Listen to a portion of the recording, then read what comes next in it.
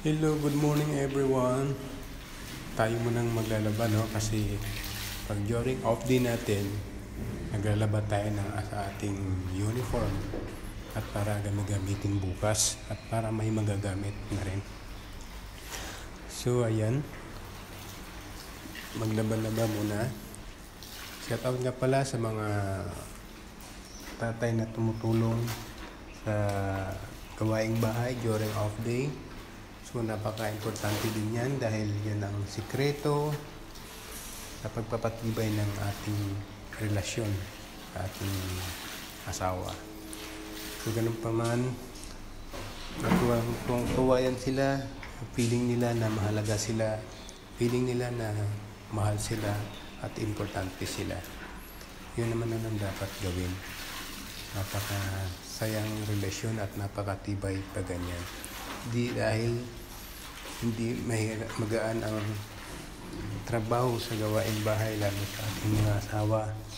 Napakahirap gawin at napakadaming trabaho. Tukit gawa sa taong bahay ka lang, napakaraming gagawin. So saludo ako sa mga tumutulong sa kanilang asawa na during off day may free time sila na tumulong sa kanilang asawa sa paglilinis sa bahay, pagluluto at iba pa. Kaya shout out sa inyo lahat yan na katulad ko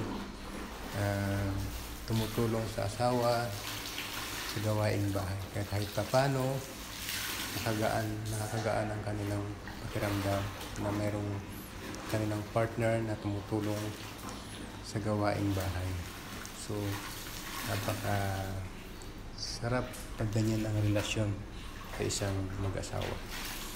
Ngayon ang dapat mahalaga, yan ang importante para tumibay at lalong sumarap pa ang pagkasama.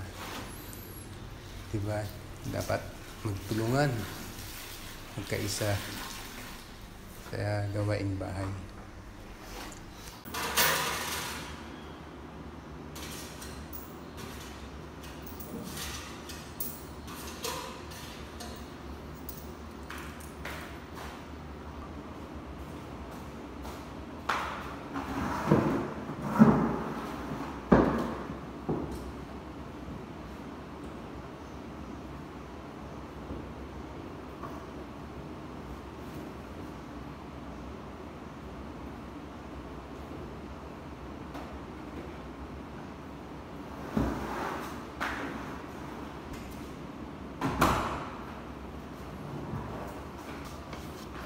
Yan guys, tapos na nga pala tayo sa pag-ating pagda-dryer at paglalaba.